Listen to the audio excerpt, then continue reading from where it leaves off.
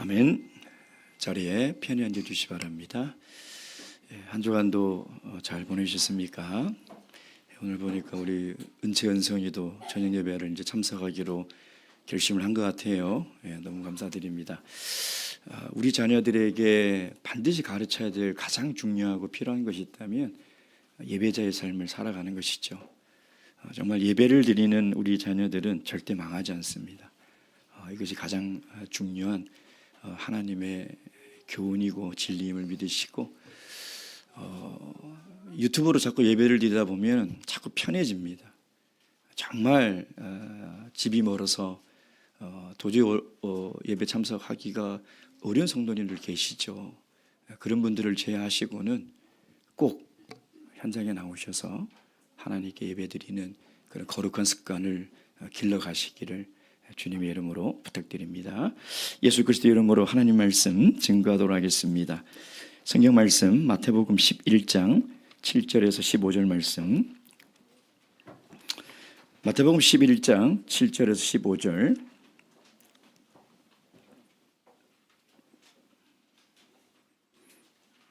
(7절에서 15절) 저와 함께 교독하겠습니다. 제가 먼저 읽겠습니다. 7절. 저희가 떠나며 예수께서 무리에게 요한에 대하여 말씀하시되 너희가 무엇을 보려고 광야에 나갔더냐? 바람에 흔들리는 갈대냐?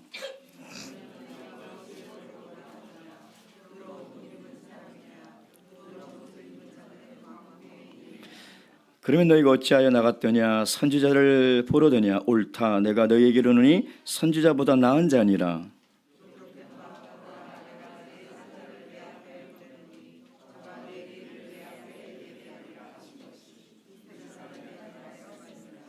내가 진실로 너희에게 이르노니 여자가 낳은 자 중에 세례요한보다 큰 이가 일어남이 없도다. 그러나 천국에서는 극히 작은 자라도 저보다 크니라.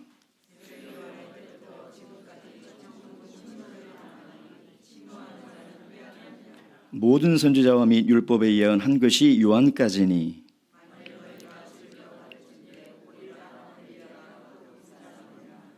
다 함께 읽겠습니다. 시작. 귀 있는 자는 들을지어다. 아멘. 얼마 전 제가 신학을 졸업하고 지금까지 목회하면서 설교했던 설교 원고 파일을 쭉 정리한 적이 있습니다. 보통 한 주에 기본으로 4편 이상의 설교를 했으니 1년에 52주니까 156번 곱하기 23년 하니까 3,588번 정도 했더라고요.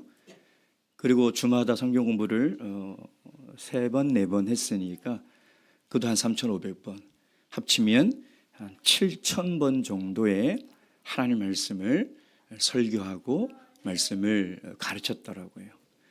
놀라지 않으시죠? 설교를 해보신 분은 알 겁니다. 제가 이 파일을 정리하면서 두 가지 생각이 들었습니다. 첫째는 나는 언제쯤 설교의 부담을 내려놓고 좀 편안하게 설교를 할 수 있을까? 사실 매주 매일같이 이 설교라는 큰 돌덩어리를 어깨에 짊어지고 지금까지 살아오고 있는 것 같아요. 나는 언제쯤 좀 편안하게 설교를 할 수 있을까? 늘 이 시간이 두렵고 긴장됩니다. 어쩔 때는 참 무섭기도 합니다. 이게 도대체 언제까지 갈까? 라는 생각을 합니다. 그래서 저는 토요일 사역을 다 마치고 저녁이 되면 한 주간의 큰 돌덩어리를 정말 내려놓는 것 같아요. 그 저는 유행가 가사처럼 저는 토요일 밤이 너무 좋아요. 너무 행복하고 그냥 혼자 대자로 뻗어 누워가지고 너무 좋다. 토요일은 밤이 좋아. 근데 그 다음날 일요일이 되면요, 또 화요일, 금요일, 토요일 설교 본문을 앞에 툭 두고 또 묵상을 해야 되고 연구를 해야 되고, 도대체 나는 언제까지 하나님의 말씀과 이 끝나지 않을 것 같은 이 씨름을 해야 되나 하는 생각이 들었습니다. 두 번째는 지금까지 내가 이렇게 하나님 말씀을 많이 설교했는데 정말 내가 하나님이 기대하는 만큼 변화되고 성장했는가? 하나님 말씀을 이렇게 많이 가르쳤는데 내가 정말 하나님의 말씀대로 하나님이 기뻐하시는 사람처럼 살아가고 있는가? 우리 성도님들도 이렇게 많은 말씀을 들었는데 정말 하나님이 기대하는 만큼 변화되고 성장되고 하나님의 말씀대로 살아가고 있는가? 저는 이 두 가지 생각을 하면서 오늘 예수님께서 귀 있는 자는 들을지어다 라고 말씀하신 이 예수님의 마음이 조금은 이해가 됐습니다. 여러분, 오늘 본 말씀을 통해서 주님께서 왜 우리에게 이 말씀을 오늘 주시는지, 그리고 이 말씀을 하시는 주님의 마음이 어떤 마음인지 오늘 그것을 헤아리고 깨닫는 그런 귀한 시간이 되기를 주님의 이름으로 축원드립니다. 먼저 이 본문을 통해서 우리가 물어봐야 될 것은 예수님께서 이 남아있는 무리들에게 왜 광야로 갔냐고 물어봤다는 거예요. 7절부터 9절까지의 말씀이죠. 지금 우리는 계속해서 이 마태의 기록을 살펴보고 있는데 마태는 지금까지 예수님이 제자들에게 하나님의 나라의 복음을 전해라. 어떤 핍박과 고난이 있더라도 전해라. 근데 그 전한 이후의 반응은 부정적인 반응일 것이다 라고 앞으로 이야기를 이끌어 나간다고 했죠. 그래서 그 첫 번째 부정적인 반응의 대표주자를 세례 요한을 소개하고 있다는 것이죠. 그래서 세례 요한이 오실 그이가 당신입니까? 라고 제자들을 통해서 예수님께 물어봤던 이 질문은 세례 요한조차도 예수님에 대한 의문과 의혹과 혼돈이 있었다는 거예요. 하나님 나라에 대해서 기적을 보여주고 하나님 나라에 대해서 가르쳤건만 세례 요한은 그런 의문을 가지고 있었다는 거예요. 7절 말씀 시작. 저희가 떠남에 예수께서 무리에게 요한에 대하여 말씀하시되, 이제 요한의 제자들이 예수님께 그 물음을 하시고 예수님의 대답하시고 요한의 제자들은 떠났어요. 떠난 이후에 남아있는 무리들에게 예수님은 지금 물어보고 있는 거죠. 3번 물어봅니다. 7절 무엇을 보려고 광야에 나갔더냐. 8절 너희가 무엇을 보려고 나갔더냐. 9절 너희가 어찌하여 나갔더냐. 여러분, 이 3번의 질문의 핵심은 너희가 왜 광야에 나갔냐는 거예요. 너희가 왜 광야에 나갔냐고 물어보는 것이죠. 그래서 7절에 뭐라고 얘기합니까? 너희가 무엇을 보려 광야에 나갔느냐? 흔들리는 갈대를 보러 나갔느냐. 이 말씀을 하실 때 예수님의 설교를 듣고 있는 무리들은 다 아마 크게 웃었을 겁니다. 우리는 웃기지 않죠. 근데 이게 예수님의 유머예요. 지금 예수님은 유머를 던지고 있는 거예요. 왜냐하면 유대인들은 갈대를 보려고 광야에 나가지 않습니다. 광야에 갈대를 보러 나가는 사람이 없어요. 그러니까 이 말을 오늘날로 하면 제가 성도님들에게 물어보는 거예요. 교회 왜 오셨어요? 이 꽃 보러 오셨나요? 좀 웃으세요. 이게 유머라니까요. 제가 예전에 어떤 교회 간 설교를 했는데 제가 유머를 했는데 아무도 안 웃더라고요. 제가 너무나 당황해가지고 이걸 어떻게 수습해야 되나. 저는 웃으라고 하셨는데 말씀을 들었는데 지금 예수님의 설교는 유머예요. 여러분, 설교에서 유머가 얼마나 중요한지 아세요? 유머는 정말 하나님의 말씀을 더 맛깔나게 부드럽게 이해하게 만드는 굉장히 중요한 요소입니다. 근데 유머를 했는데 내가 웃지 않는다? 내 마음이 뭔가 메말라 있는 거예요. 여유가 없거나 인간 냄새가 안 나죠. 그렇죠? 저는 가끔씩 우리 교회 집사님께서 유머를 하면 너무 웃겨요. 누군지 아시죠? 너무너무 웃겨요. 가끔 집에 가서 누워있다가도 그 유머가 생각이 나가지고 또 혼자 막 웃어요. 여러분, 유머가 있는 것은 굉장히 중요합니다. 예수님의 설교는 지금 유머를 얘기를 하고 있는 거예요. 그러니까 너희가 광야에 나간 것은 갈대를 보러 나간 것이 아니지 않느냐, 그런 거죠. 자, 8절 말씀 시작. 그러면 너희가 무엇을 보러 나갔느냐? 부드러운 옷 입은 사람이냐? 부드러운 옷을 입은 자들은 왕궁에 있느니라. 이것도 유머예요. 부드러운 옷을 입고 있는 사람을 보려고 광야에 나갔느냐? 여러분, 성경 인물 중에 가장 옷을 못 입기로 1등인 사람을 꼽으라면 세례 요한이에요. 낙타 털 옷에다가 가죽 허리띠 메고 그 광야에서 살았으니 얼마나 몰골이 많이 아니겠습니까? 그러니까 옷을 제일 못 입기로 유명한 세례 요한을 지금 부드러운 옷이란 말은 화려한 옷, 궁중에서 입는 화려한 옷을 입은 사람을 보러 나갔느냐라고 얘기하는 거거든요. 이건 너무 우습죠. 세례 요한이 가장 옷을 못 입기로 유명한 사람인데 옷 잘 입는 패션 모델을 보러 나갔느냐라고 하니까 회중들은 이게 너무나 웃긴 거예요. 안 웃습니까? 여러분, 제가 만약에 여러분 교회 왜 오셨습니까? 이 꽃을 보러 오셨습니까? 아니면 옷 잘 입는 저를 보러 오셨습니까? 웃기죠. 이거는 웃기죠. 예, 똑같은 거예요.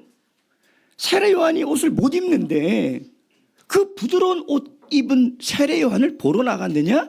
아니라는 거예요. 그래서 예수님께서 스스로 답을 내리시죠. 9절 말씀 시작. 그러면 너희가 어찌하여 나갔느냐? 선지자를 보러더냐? 옳다. 너희가 광야로 나간 이유는 그 바람에 흔들리는 갈대를 보러 간 것도 아니고 부드러운 옷을 입고 있는 사람을 보러 간 것이 아니라 누구를 보러 갔다고요? 선지자를 보러 갔다는 거예요. 선지자는 무엇을 하는 사람입니까? 하나님의 말씀을 선포하는 사람이에요. 다시 얘기하면 너희들 광야에 왜 나갔느냐? 하나님의 말씀 들으러 나간 거 아니냐. 여러분, 교회에 왜 오셨습니까? 꽃 보러 온 거 아니잖아요. 저 보러 온 거 아니잖아요. 여러분, 왜 오셨습니까? 하나님 말씀 들으러 오시지 않았습니까? 하나님 말씀 들으러 왔다는 것입니다. 근데 왜 예수님이 이런 질문을 무리들에게 하고 있는 것일까요? 여러분, 생각해 보세요. 당시 유대인들은 세례 요한의 설교를 들으려고 광야로 막 몰려가는 것이 대유행이었어요. 대유행이었어요. 왜냐하면 400년 동안 하나님이 침묵하셔서 하나님의 백성들은 하나님의 말씀을 400년 동안 듣지 못했어요. 상상해 보세요. 우리가 설교를 10년, 20년, 30년 못 듣고 있다고 생각해 보세요. 내가 하나님의 백성인데 하나님의 말씀을 10년, 20년이 아니라 400년을 못 듣고 있다고 생각해 보세요. 여러분, 하나님의 말씀에 대한 그 갈망이, 그 듣고자 하는 갈급함이 얼마나 크겠냐 이 말이에요. 우리가 상상할 수 없을 정도로 하나님의 말씀에 대한 갈급함이 가장 뜨겁고 가난할 그때에 광야에 혜성같이 기이한 선지자가 나타났던 거예요. 세례 요한이. 그래서 세례 요한이 회개하라, 천국이 가까웠느니라 라고 설교를 했는데 수많은 사람들이 그의 능력 있는 설교를 듣고 눈물을 흘리며 은혜를 받았다는 거예요. 여러분, 그래서 세례 요한은요, 400년 동안 하나님의 말씀을 듣지 못했던 유대인들의 메말라 있는 심령에 소낙비같이 하나님의 말씀을 쏟아부었던 사람이라는 거예요. 그러니까 너희가 광야에 나간 이유가 뭐냐? 하나님의 말씀 들으러 나간 거 아니냐? 근데 이 유대인들은 하나님의 말씀을 듣고 세례 요한의 말씀을 통해서 눈물을 흘리고 은혜를 받았는데 그것으로 끝이에요. 그것으로 끝이에요. 말로는 회개했다고 하지만 그들의 삶은 변화된 게 하나도 없어요. 하나님의 말씀을 그렇게 사모해서 다 광야에 몰려가서 하나님의 말씀을 들었고 능력 있는 말씀을 듣고 은혜를 받았다고 집으로 돌아와서 다 그 은혜에 감동하며 은혜를 나눴건만 그들은 예수님이 누군지를 몰라요. 그들은 어떻게 해야 하늘나라에 가는지, 그들은 어떻게 해야 천국에 가는지를 깨닫지 못했다는 거예요. 그러니 세례 요한을 통해서 말씀을 듣기만 들었지, 은혜 받았다고만 했지 전혀 삶의 변화가 없는 거예요. 하나님 나라에 대한 이해가 전혀 없는 거예요. 예수 그리스도 오실 메시아에 대한 깨달음이 전혀 없이 다시 똑같이 돌아가는 거예요. 그래서 예수님이 이 질문을 하는 거예요. 자, 그럼 두 번째, 예수님께서 세례 요한을 어떻게 소개하고 있냐 이 말이에요. 9절 말씀 후반부, 내가 너희에게 이르노니 선지자보다 나은 자 아니라. 누가요? 세례 요한이에요. 세례 요한이 세례 요한은 구약과 신약을 연결하는 다리와 같은 사람이고, 세례 요한은 구약 시대의 마지막 선지자죠. 마지막 선지자. 그러니까 이 선지자, 모든 선지자 가운데 가장 뛰어난 선지자라고 예수님이 지금 소개하고 있는 거예요. 제가 예전에 목회를 할 때 늦은 오후에 해가 뉘엿뉘엿 지려고 하는데 동네 어르신들이 막 관광버스를 타려고 막 몰려가는 거예요. 그래서 제가 이 늦은 시간에 웬 관광버스? 아니, 그리고 무슨 여행을 가시려면 일요일 아침에 가시든가 토요일 아침에 가셔야지 왜 늦은 저녁에 가시지? 제가 물어봤어요. 아니, 어르신들 이 늦은 오후에 어딜 가세요? 아이고, 목사님은 못 들었는가 보네요. 그 텔레비에 나오는 그 유명한 목사가 황금등 교회 온다고 그래서 우리 다 거기 가는 겁니다.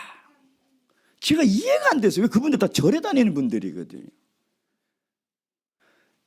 이 사람들이 왜 가냐면 그때 당시 장경동 목사라는 연예인 같은 소위 스타 목사가 전국을 다니며 휩쓸었어요. 이 사람 한번 모시려고요. 이 사람 한번 불러서 설교 한번 듣는데 수천만 원의 강사료를 내야 돼.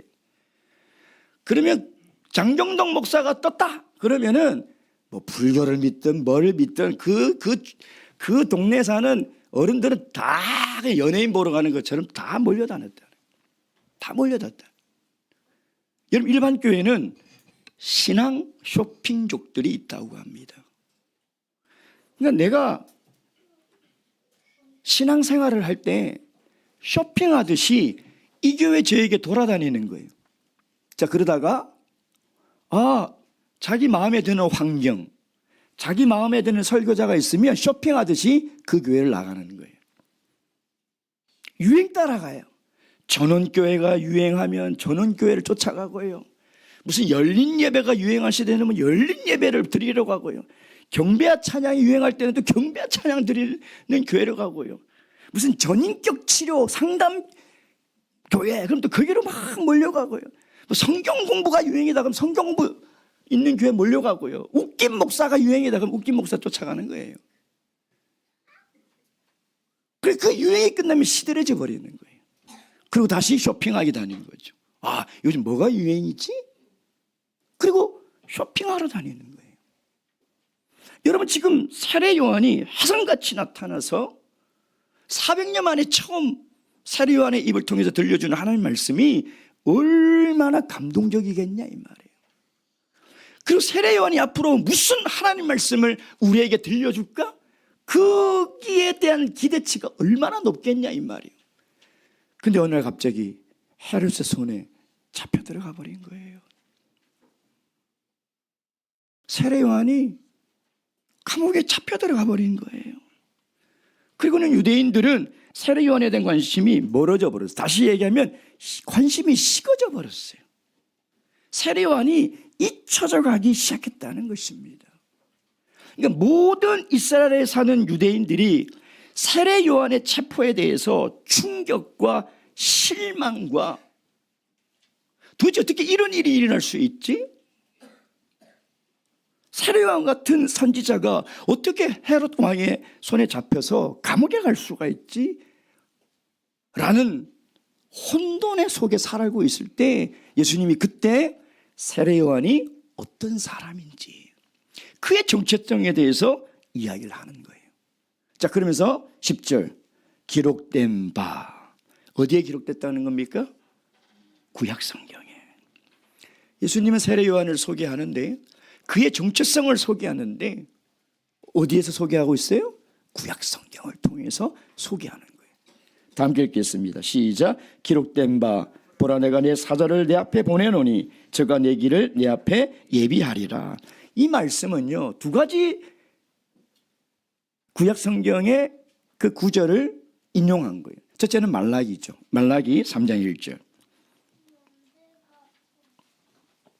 말라기 3장 1절. 3장 1절 다 함께 읽겠습니다. 시작.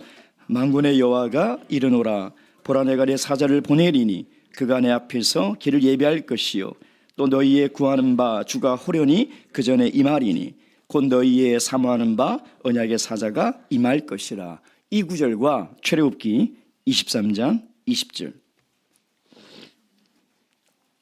출애굽기 23장 20절 말씀. 23장 20절 다 함께 읽겠습니다. 시작. 내가 사자를 내 앞서 보내어 길에서 너를 보호하여 너로 내가 예비한 곳에 이르게 하리니. 그래서 많은 학자들은 구약의 이 두 구절을 병합해서 예수님께서 지금 세례요한을 소개하고 있다는 거예요. 다시 얘기하면 하나님께서 천사를 보내어 이스라엘 백성들을 약속의 땅 가나안으로 인도하셨던 것처럼 하나님이 세례요한을 보내어 하나님의 백성들을 하나님의 나라로 인도할 거라는 거예요. 하나님 나라로 가는 길을 예비할 것이라는 것입니다. 그리고 이어서 11절 12절을 예수님께서 이야기를 하는데 수수께끼 같은 말씀이죠. 11절 12절 말씀. 사실 오늘 이 본문의 말씀을 준비하면서 제 마음속에 유혹이 있었어요. 이거 그냥 건너뛰자 하는 그런 유혹이 있었어요.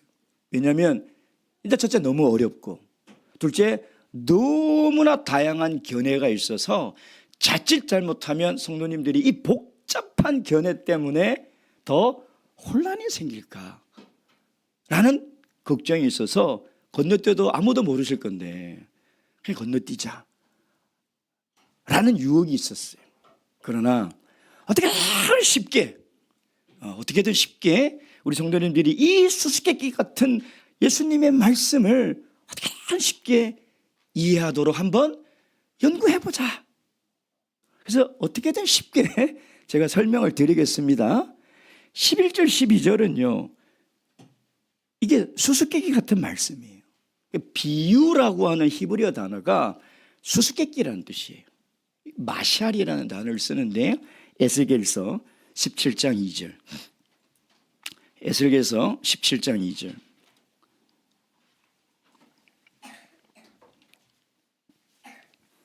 에스겔서 17장 2절. 제가 읽겠습니다. 인자야 너는 수수께끼와 비유를 이스라엘 족속에게 베풀어. 여기 이 수수께끼가 마샬이라는 단어인데요. 이 수수께끼라는 이 장르, 이 문학적 기법은 비유나 이렇게 쓸 때 하는 거죠. 그래서 예수님은 오늘 이 설교에 유머의 기법도 쓰시고 지금 수수께끼 기법을 쓰시는 거예요. 그러니까 수수께끼를 얘기하면은 사람들이 집중하잖아요. 도대체 무슨 소리지? 뭐가 답이지? 굉장히 집중하게 되는 거예요. 이게 탁월한 설교가죠. 유머를 통해서 그 무리들의 마음을 활짝 열어놓고 그것을 끝나는 것이 아니라 그들이 궁금해하게끔 이 비유의 방법, 수수께끼의 방법을 통해서 지금 세례 요한이 어떤 사람인지를 설명하고 있는 거죠. 11절 다음 께 읽겠습니다. 시작. 내가 진실로 너에게 말하노니 여자가 낳은 자 중에 세례 요한보다 큰 이가 일어남이 없도다. 그러나 천국에서는 극히 작은 자라도 저보다 크니라. 유대인들이 이상한 거예요. 구약의 선지자 중 가장 위대한 선지자는 모세와 엘리야인데 어떻게 세례 요한이 모든 선지자보다 중에 가장 위대한 선지자일 수 있냐? 그러니까 이게 궁금한 거죠. 그들의 상식과는 다른, 그들이 알고 있는 성경 지식과는 다른 말씀을 하시니까 굉장히 궁금한 거죠. 지금 예수님은 세례 요한의 지위를 하나님의 구속사적인 관점에서 이야기를 하고 있다는 거예요. 자, 쉽게 얘기하면 구약에 있는 모든 선지자들은 앞으로 오실 메시아에 대해서 예언을 했어요. 그들은 예수님을 본 적이 없어요. 근데 세례 요한은 지금 살아있는 메시아를 자기가 눈으로 보고 그를 사람들에게 소개하고 있다는 거예요. 그러니까 구약의 수많은 선지자들은 메시아가 올 거라고 했지만 도대체 그 메시아의 실체를 아는 사람은 아는 선지자는 아무도 없어요. 오직 세례 요한만이 그 메시아를 자기 눈으로 직접 보고 그 메시아를, 그리스도를 사람들에게 소개하고 있다. 즉 세례 요한과 구약의 다른 선지자들을 비교할 때 그가 왜 가장 크냐? 하나님의 구원의 계획 속에서 세례 요한의 역할이 크다는 거예요. 세례 요한의 역할이 크다. 근데 이게 중요한 게 아니라 그 더 중요한 거는 그 두 번째죠. 그러나 천국에서는 극히 작은 자라도 저보다 크니라. 첫 번째, 우리가 이 수수께끼 같은 이 예수님 말씀을 이해하려면 천국이라는 단어의 의미를 알아야 돼요. 자, 여기서 말하는 천국은 죽어서 가는 천국이 아니라 예수님께서 이 땅에 오실 때 가지고 오신 이 땅에 세워진 하나님의 나라. 마태복음 5장부터 지금까지 계속 이야기하고 있는 하나님의 나라. 하나님 나라는 여기 있다 저기 있다 할 것이 아니라 너희 중에 있다라고 하신 그 하나님의 나라를 이야기를 하고 있다는 것이죠. 그러니까 그 하나님의 나라에서는 모든 선지자 중에 가장 큰 선지자인 세례 요한보다 이 하나님 나라에 있는 지극히 작은 자, 여러분 그 앞절에 우리 소자에게 냉수 한 그릇이라도 할 때 그 소자는 누구를 지칭한다고 그랬어요? 제자들, 그리스도인들, 성도들이라고 얘기했죠. 그러면 지극히 작은 자보다 세례 요한이 작으니까 누가 커요? 지극히 작은 자가 훨씬 크다는 거예요. 예. 왜 그럴까요? 왜 그럴까요? 지금 메시아가 눈앞에 왔지만 그가 자기 눈으로 메시아를 보고 사람들에게 그리스도를 증거하지만 예수 그리스도에 대해서는 정확하게 알고 있지 못하잖아요. 근데 천국에서는, 하나님 나라에서는, 즉 예수님이 오셔서 시작된 새 언약 시대를 살아가는, 교회 시대를 살아가는 모든 성도들은 우리가 아무리 작을지라도 그 세례 요한보다 훨씬 크다는 거예요. 왜? 우리는 예수 그리스도를 바르게 이해하고 있으니까. 우리는 예수 그리스도에 대해서 너무나 잘 알고 있다. 여러분, 어떻게 우리가 예수 그리스도를 잘 알 수 있습니까? 성경이죠. 여러분, 성경이 없던 시대, 특히 구약 시대 때는요, 메시아가 온다고 하는데 도대체 그 메시아가 어떤 분인지, 그분이 왜 오셨는지, 그분이 왜 죽어야 됐는지 그들은 알 수가 없어요. 그게 마치 안개 속에서 뭔가를 잡으려고 하고 보려고 하는 것 같은 정말 답답한 시대를 살아갈 수밖에 없었다는 거예요. 근데 오늘 저와 여러분은 얼마나 감사해요. 여러분, 이 성경이 없다면 우리가 어떻게 메시아로 오신 예수 그리스도를 올바르게 이해할 수 있냐 이 말이에요. 여러분, 우리가 예수 그리스도를 올바르게 이해하지 못하면 우리의 믿음은 다 거짓된 믿음이거나 잘못된 믿음이에요. 우리 모든 성도들의 믿음의 핵심은 예수님이 누구인가요?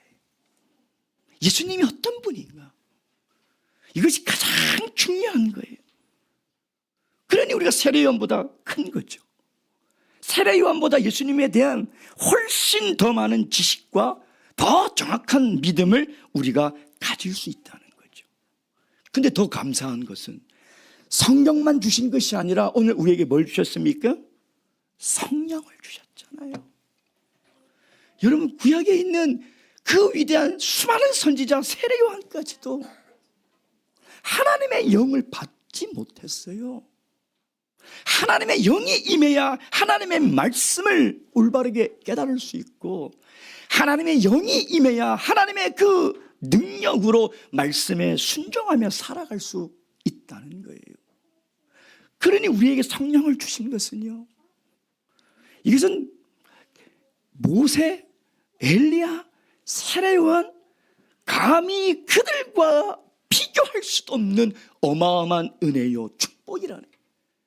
오늘 내가 이 교회 시대에 태어나서 하나님의 성경을 볼 수 있고 하나님의 성경을 통하여 예수 그리스도를 올바르게 이해하고 올바른 믿음을 가질 수 있고 더군다나 하나님의 성령을 받아 그 말씀을 깨닫고 그 말씀대로 살아갈 수 있다는 것은요, 여러분, 이건 상상할 수도 없는 큰 축복이라는 거예요.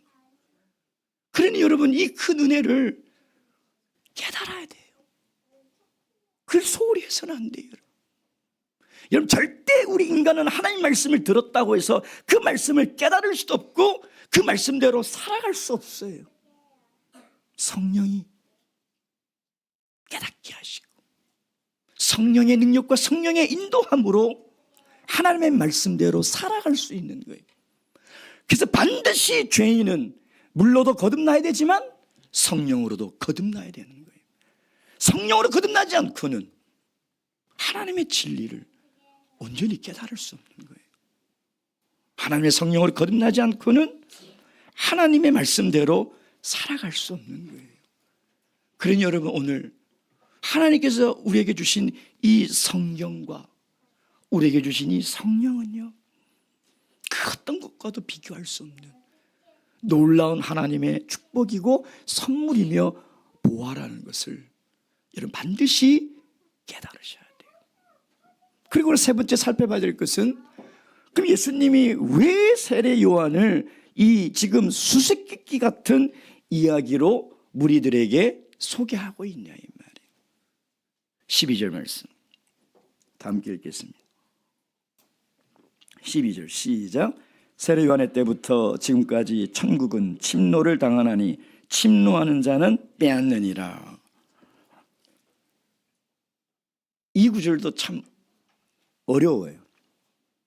그래서 여러 가지 해석이 있는데 다 모아보니까 크게는 세 종류의 해석인데 두 종류의 해석만 보면 될 것 같아요. 첫째는 표준세 번역은 이렇게 번역해놨어요. 잘 들으십시오.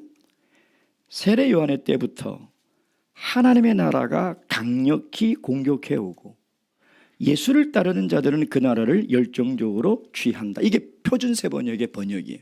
자, 근데 공동번역과 NIV나 여러 영어 번역본의 성경은 어떻게 번역했냐면 이렇게 했습니다. 세례 요한의 때부터 지금까지 하나님의 나라는 고통을 겪고 있으며 폭력을 가하는 자들이 그것을 강제로 뺏고 있다. 완전 해석이 다른 거죠. 그렇죠?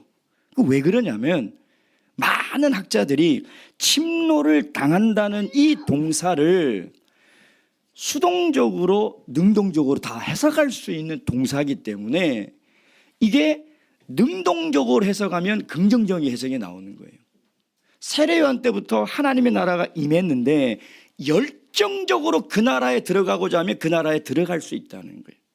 근데 부정적으로 해석하는 것은 뭐냐면 세례 요한의 때부터 하나님의 나라는 세상의 나라로부터 끊임없는 공격을 받아서 하나님 나라에 들어가려고 하는 사람들까지도 핍박하고 내어 쫓는다는 거예요. 이렇게 다른 번역을 하고 있다는 것이죠. 어떻게 해석해도 상관없습니다. 다 맞는 거니까. 근데 제 개인적으로는 11장 전체의 문맥을 놓고 보면 저 개인적으로는 부정적 해석에 한 표를 던집니다. 즉 세례 요한의 때부터 교회 시대인 지금까지 하나님의 나라를 못 들어가게 사단이 빼앗고 방해하고 핍박하고 우리를 흐트러 놓는다는 거예요. 예수님께서 이 말씀을 하셨을까? 부정적으로 해석하는 거예요. 자, 혜성같이 나타난 그 위대한 선지자 세례 요한이 헤로드에게 잡혀서 감옥에 가고 나중에는 참수형을 당하잖아요. 그러니까 유대인들은 이 사실이 현실이 받아들이기가 너무 어려운 거예요. 여러분, 우리는 세례 요한이 죽었네지만 이들에게는 엄청난 충격이에요. 도저히 용납하고 납득할 수 없는 사건이 일어난 거예요. 그럼 지금 마태는 뭘 얘기하고 싶냐? 하나님의 나라가 이렇다는 거예요. 하나님의 나라를 오해하지 말라는 거예요.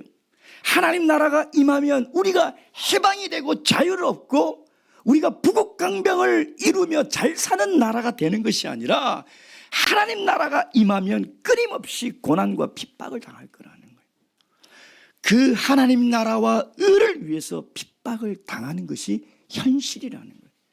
이걸 이해해야 메시아로 오신 예수 그리스도가 로마 군인에게 잡히고 그가 십자가에 달려 죽는 사건을 보더라도 예수 그리스도에 대한 혼란이 없는 거예요.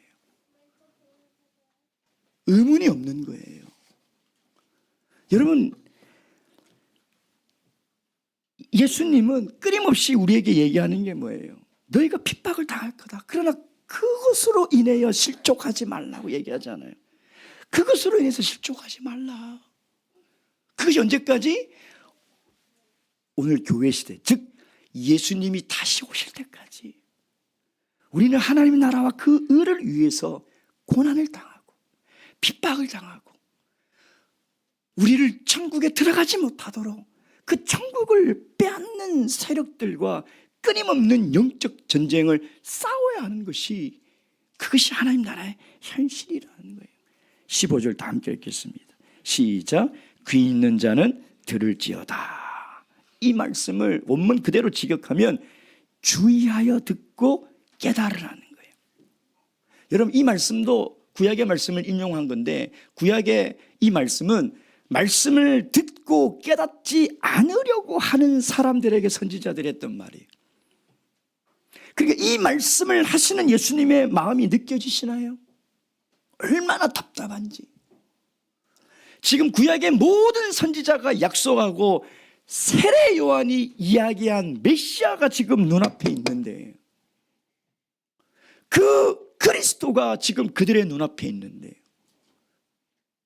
예수 그리스도의 외모와 그의 외적인 것을 보고 그가 그리스도임을 발견하지 못하고 그가 증거하는 복음의 진리를 들으려고 하지도 않고 깨달으려고 하지도 않은 그 유대인들을 향해서 이 말씀을 하는 예수님의 마음이 얼마나 답답하겠습니까?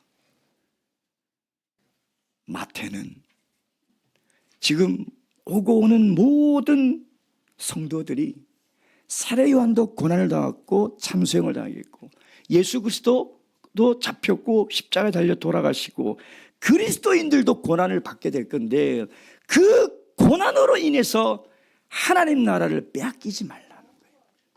그 고난 때문에 예수님을 잘못 이해하지 말라는 거예요. 그 고난으로 인해서 하늘나라를 오해하지 말라. 그게 너무나 걱정됐던 거예요. 그래서 오늘 이 말씀을 하시면서 귀 있는 자는 들어라. 제발 깨달으라는 거예요. 제발 예수가 누구시고 우리가 왜 신앙생활을 해야 하며 도대체 믿음이라는 것이 무엇이며 하늘나라는 도대체 뭔가, 여러분 그것을 주의하고 깊이 깨달으라는 주님이 우리를 향하신 오늘 이 답답하고 안타까운 이 말씀을 다 듣고 깨달으시길 주님의 이름으로 축원드립니다. 묵도하시겠습니다.